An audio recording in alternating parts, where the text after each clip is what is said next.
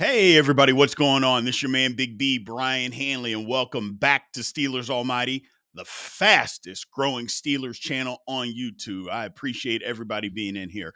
Today, we have our report card. I know we usually do one for each individual game, but we're doing a report card over the first four games of the Pittsburgh Steelers season. It's been a lot of ups and downs, good and bad. We'll bring it to you as honestly as I can possibly give it to you. You know how I am, but it's a lot of stuff that you just got to figure out the inner workings of what the Pittsburgh Steelers are doing, trying to do, tried to do, and where they can be. That's kind of how I went about grading this. So appreciate everybody being in here. Remember to continue to like, follow, subscribe. Dig into that comment section like you always do, and always hit the notification bell so you know exactly when Steelers Almighty content comes out. So let's get into this. So first things first is the quarterback. Aaron Rodgers, he doesn't have the most gaudy numbers. And hell, if you look at PFF, which I've told you not to use PFF on how you grade or how you base what you're seeing on the football field. It's just if you were to do that, they would tell you that he's the next to last quarterback in the National Football League. Now, I get it that he hasn't thrown the ball down the field as much. I mean, he's got 786 yards. He's averaging 196 and a half yards a game. Okay. So he's not pushing the ball down the field. His throws between 10 and 20 yards haven't been the most accurate. I totally understand that. Hasn't done enough of that. But what he is doing, first off, he's got 8 touchdowns, 3 interceptions, but he's playing the quarterback position the right way, getting the Steelers in and out of good and bad plays. You know, taking the play clock all the way down. So when teams are trying to roll coverages and shuffle and do a lot of different things, he's being able to see what they are doing, using his cadence, you know, to draw teams offside. It's just playing the quarterback position. Is he the most mobile guy that he has been? No, he's not. So for me, I gave Aaron Rodgers a B plus because I know the numbers aren't gaudy. He's not throwing for 275 yards a game, but he's just being the quarterback. And what did we say at the beginning of the year? That's the one thing about me that I'm never going to be a hypocrite is competent quarterback play. I stressed it. I said, if we can get competent quarterback play, that is what we are looking for that we have not seen over the last 5 years. And that's what we're getting out of Aaron Rodgers is competent quarterback play from a guy who knows what the hell he's doing and can go get the Pittsburgh Steelers in the right situations. And that's all you can ask, or at least part of what you can ask for as a quarterback, is to be able to get us where we need to go. Now, the rest of it, guys got to go make plays, himself included. But yes, he's playing the quarterback position at a high level. Now, I know that the results and the stats aren't high level, but there's a difference between stats and intelligence and what the quarterback position needs. Because this quarterback right here, what Aaron Rodgers is doing right now, you can win a playoff game with it. Now, the other things have to come along. Don't get me wrong, but you can win a playoff game with the quarterback playing like this. Moving on to the running back position. Look, Jalen Warren and Kenneth Gainwell, I think, have played outstanding football this year. The running back position is so predicated on what your offensive line has done or is doing. And as we know, the offensive line has struggled. We'll get to them here in a second. But for their part, they've done well. Look, we'll just start with the last game against the Minnesota Vikings. Kenneth Gainwell was phenomenal in that football game. Jalen Warren, 90 minutes before, can't go. Gainwell steps in, has a great game. One of the better running back performances that I think I've seen in a while is what Jalen Warren did against the New England Patriots. Look, there was not a lot of running lanes available in that game. And no, he nor the Pittsburgh Steelers ran for a lot of yards in that football game. But the yards that he did get, it was almost all on him. I mean, he's dodging guys in the hole, sidestepping guys, leaping over guys. I mean, yes, it was an incredible performance. And again, there wasn't a whole lot of running room available to him. So I thought both of them have been good in pass protection. They've both been good, catching the ball out of the backfield. you could say you're disappointed, and I am in Caleb Johnson, but Caleb Johnson's the third running back for a reason. We had Nick Farbaugh on, and he just pretty much said, he's number three. And he hasn't done anything that says that he should take any snaps away from either one of these guys. And until he does, there's no reason to play him. So while we can be disappointed that he's not getting more reps, it isn't because the guys in front of him haven't been any good. They have been.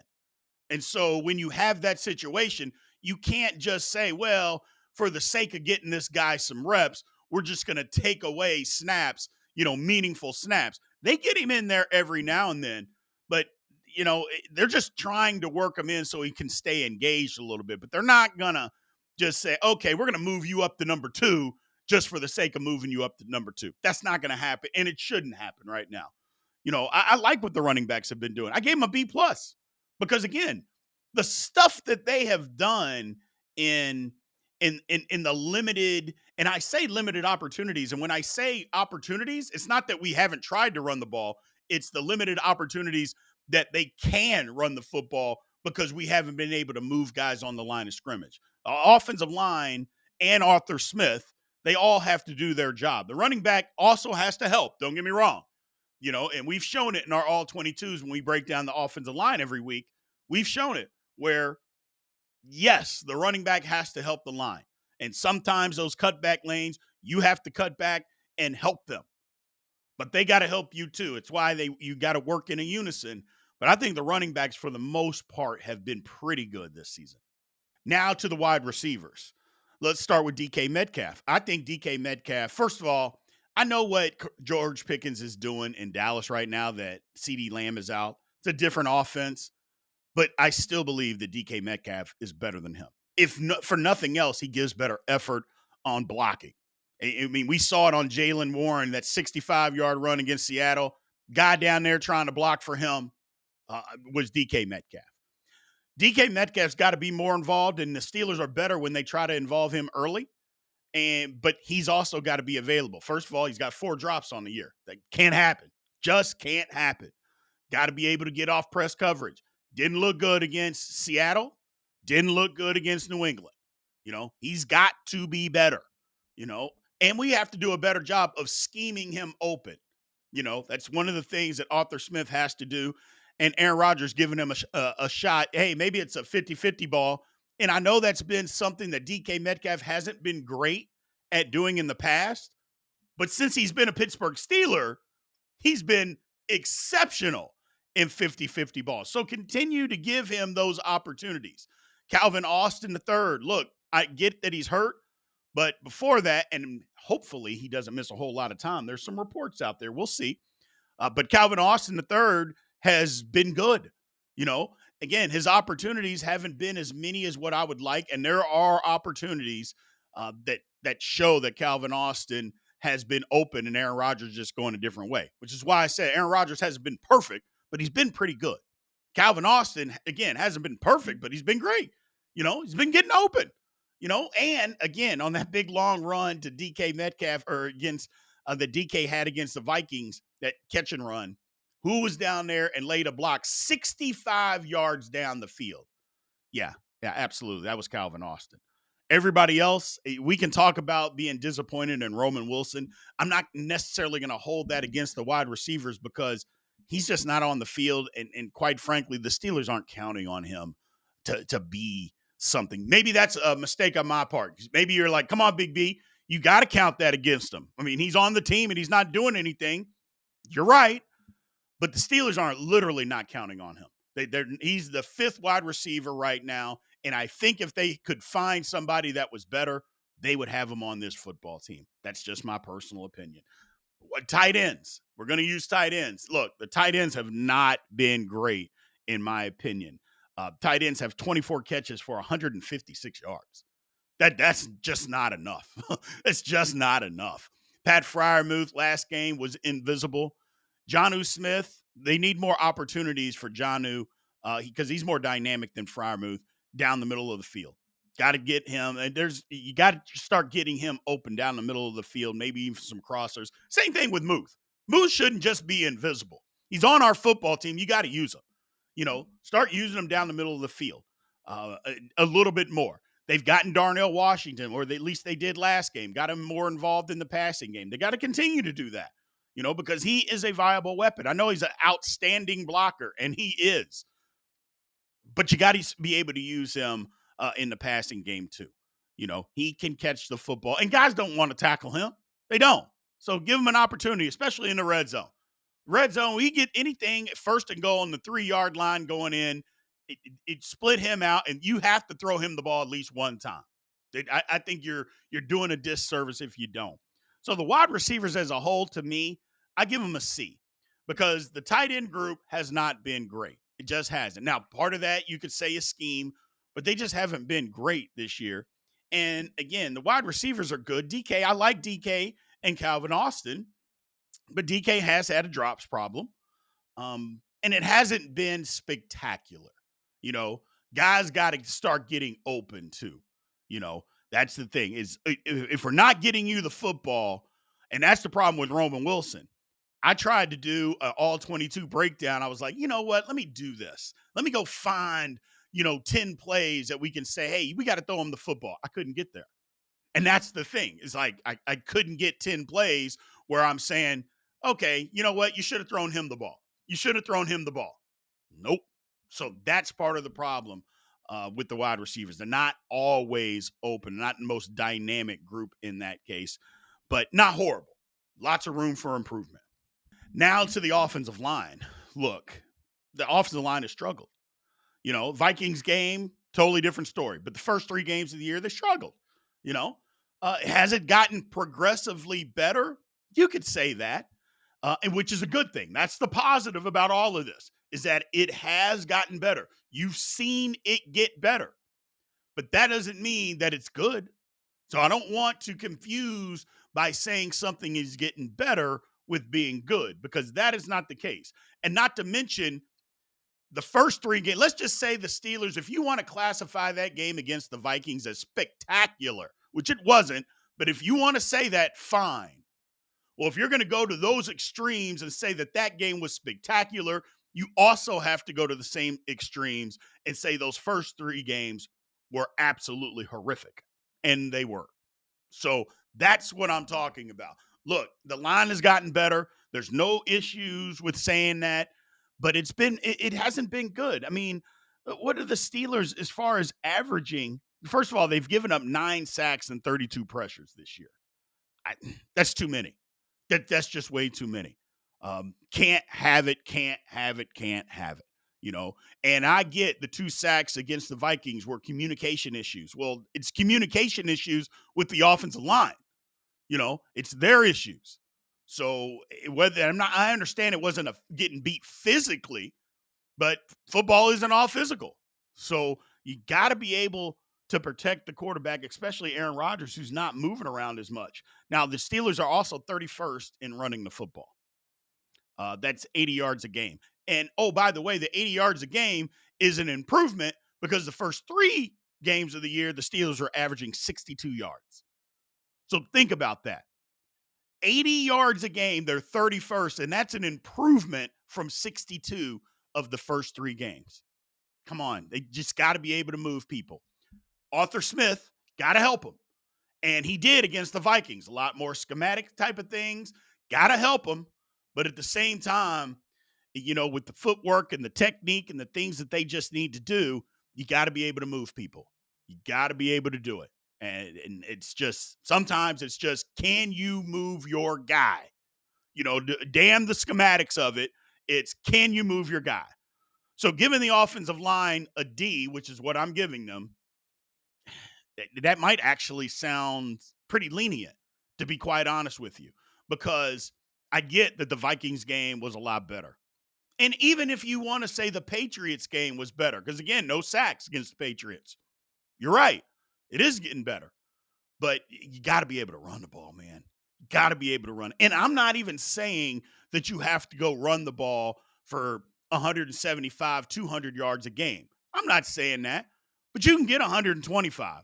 You can do that and be consistent with it, And maybe 125 is asking too much. I don't think it is. 115 to 125 If you can do that and you're not going to give up any sacks, well, the Steelers are going to win a lot of games. But the problem is we're not there. We can only run it for 80 yards. Teams can sit back in that two deep zone and cover two and just say, you can't run it. And we're not going to put the extra guy down in the box because we don't have to. The Steelers have to start making teams do that.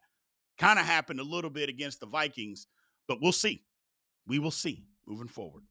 So overall, as far as the offense is concerned, look, I like the offensive unit. I think the offense it has a lot of room to grow. I like it, but it's just got to be better. That's all. It's just got to be better.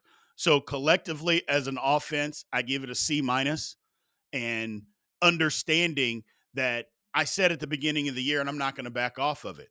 The key to the season is the offensive line. And that's basically, you could say that for any football team. If your offensive line is not going to be any good, how do you expect to be good at collectively as a unit? It's the case. It's just the way it works. So if the offensive line gets better, the offense will get better. If the offensive line stays the same or gets worse, the offense is going to continue to struggle. So we've got to see them get better. And again, it has. It has gotten better. So that's the key to remember to all of this is that it's gotten better. You went to the bye, work some things out, and continue to grow from there. If the Steelers offense can do that, I like their chances moving forward, people. All right, to the defensive side of the ball. Now the defensive line. Look, um, the D line, it's a mixed bag. And again, I incorporate when we talk about D line, I always incorporate our outside linebackers because more times than not, the Steelers are a nickel defense. So, the TJ Watts, the Alex Highsmiths, the Nick Herbigs, those guys are rushing. So I include them in D line. Having said all of that, the D line hadn't been great. Now, let's start with the negative part of it is up the middle. Lord have mercy. I mean, teams are not just running off tackle. Teams are running in between the tackles. Hell, they're running in between the guards. I mean, that was literally New England's plan. New England just said, we're going to run in between the guards. Can you stop it? Seattle did the same thing. It's like, can you stop it? And just when the Steelers against Seattle, when you jammed enough guys inside, all of a sudden they went outside and went outside zone and they were out the gate. And the Steelers just have to do a better job.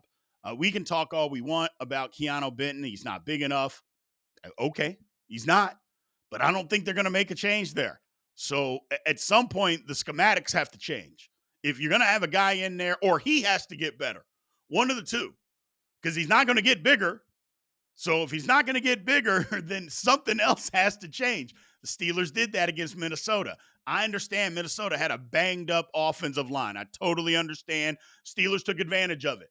But what they did start doing is run blitzing on early downs, run blitz, get teams behind the sticks. I love it. Force their hand. Don't let these double teams be double teams. And if the guy can't double team, and you're having to come off on somebody with a run blitz, well, then the other guy has to beat his man one-on-one, and they did that against the Vikings. Okay, great. Can you do that consistently moving forward against better competition where their offensive line is not banged up? But since we're grading overall and what we've seen, I've got to base it on that. Now, the positive to all of that is the D-line's been getting after the quarterback. I mean, 14 sacks, from the defensive line. I mean, take that back. They got 11 of the 14 sacks.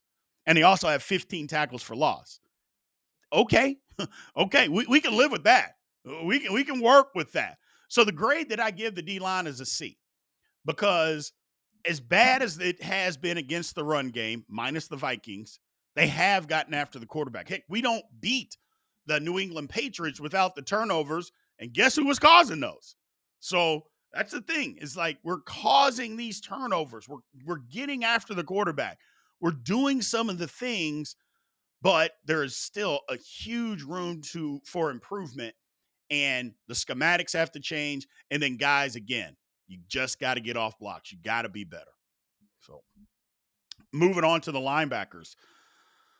Look, I understand that they had the best game of their their season. It's the best game that I think Peyton Wilson's ever had was against the Minnesota Vikings. Take away his game-saving tackle on Jordan Addison. Take that out of this. Everything else that we saw from him, it was pretty good. Not pretty good. It was great. Give the man his credit. Patrick Queen was incredible in this football game too. All over the football field. Schematics helped.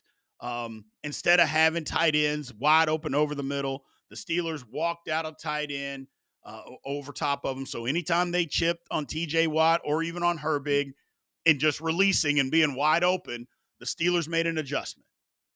Excellent adjustment. But the first 3 games happened, people, and that's what we're grading on.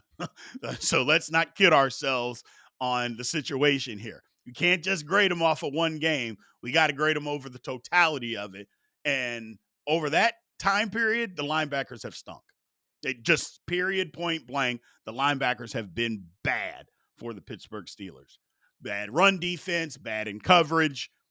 Did it look good against Minnesota? Yes, it did.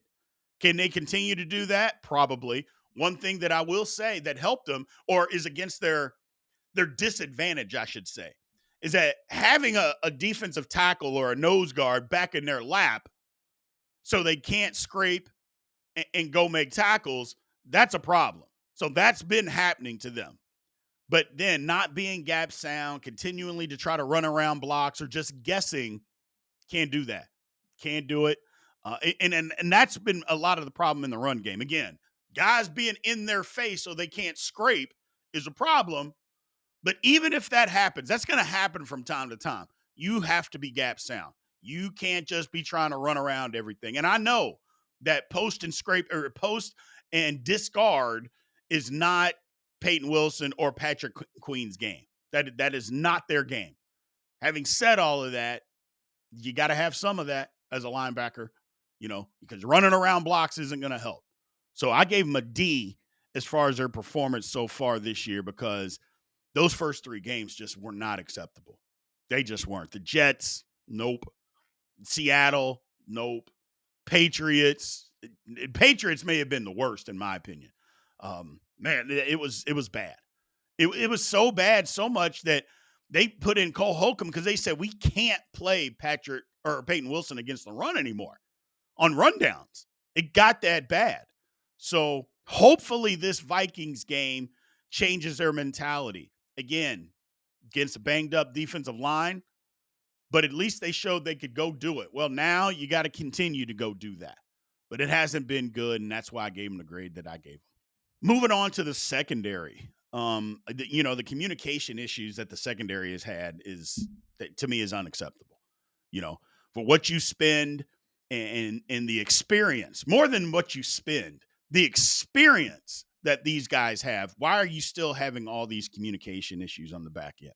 Damn near cost us the Vikings game.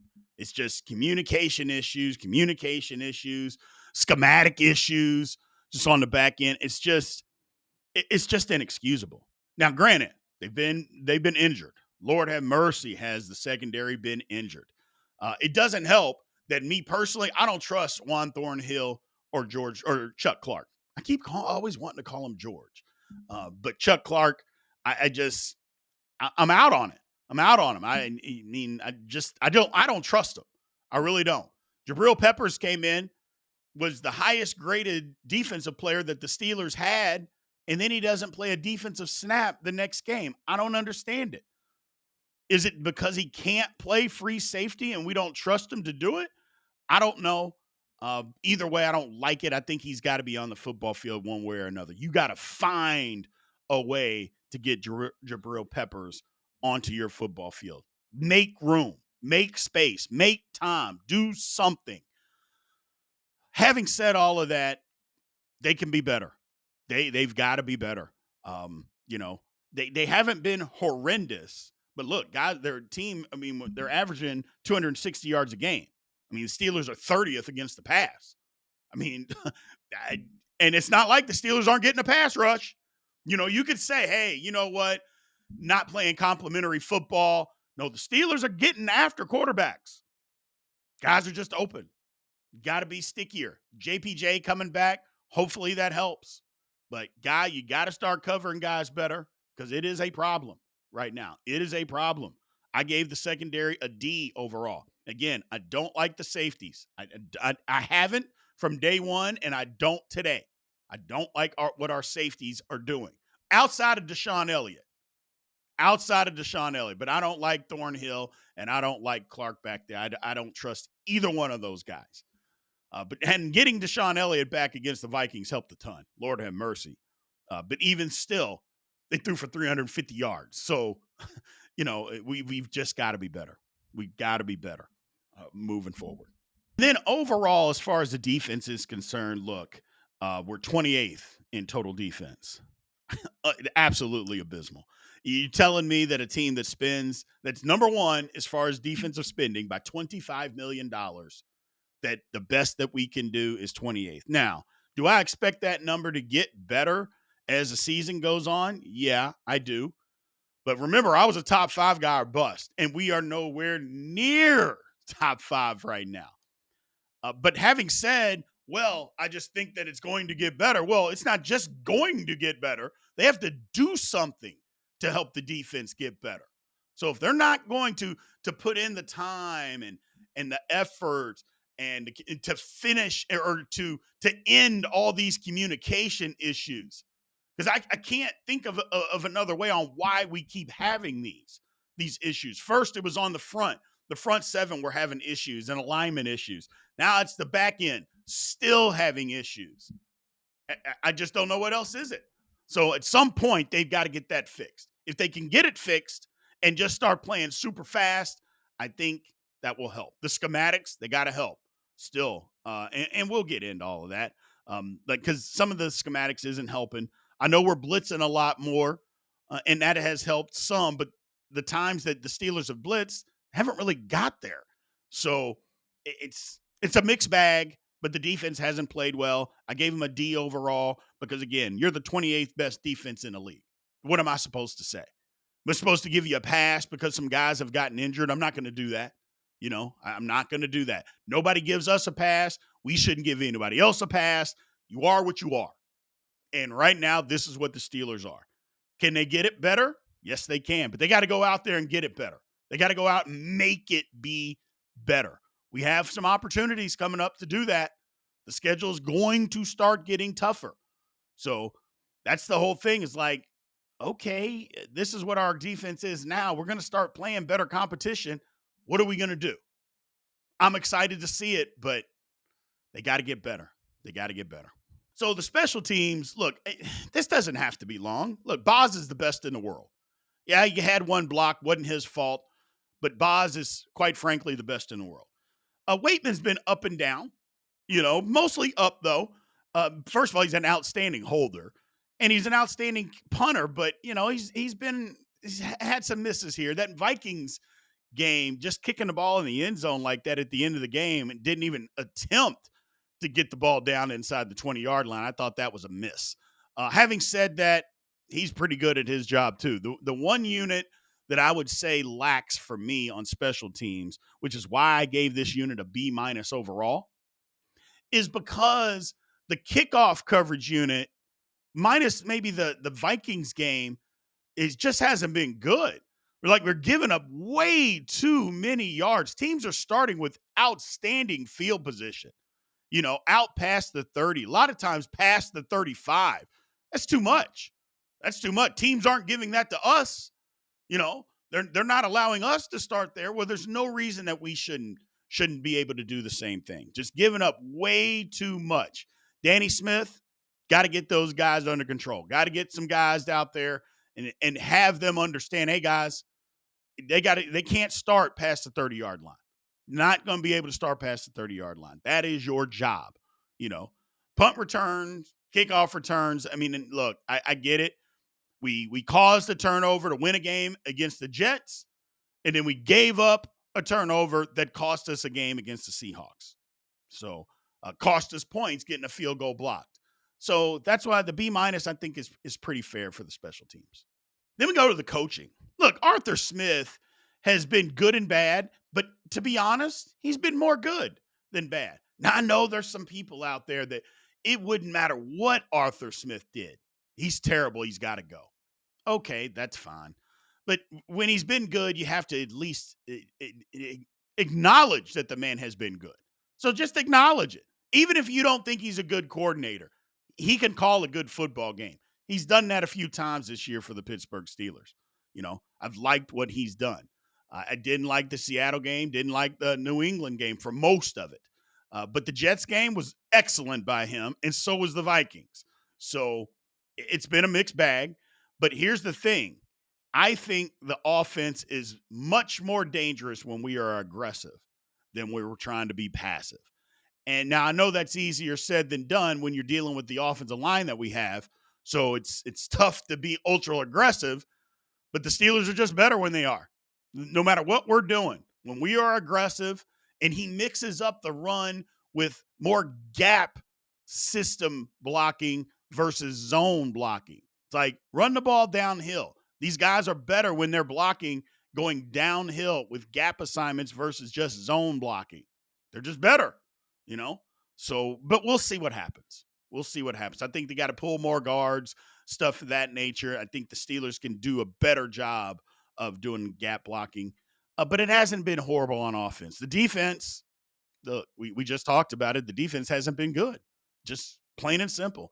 I will give Coach Mike Tomlin and Terrell Austin, the defensive coordinator, I will give them his credit for some of the adjustments that they made to take away the run game, to take away the tight end, the middle of the field, against the Vikings. But for the most part, the defense has just been abysmal. They're blitzing more. I will say that, depending on the source, the Steelers are blitzing anywhere between 38 and 41% of the time, so they're blitzing more.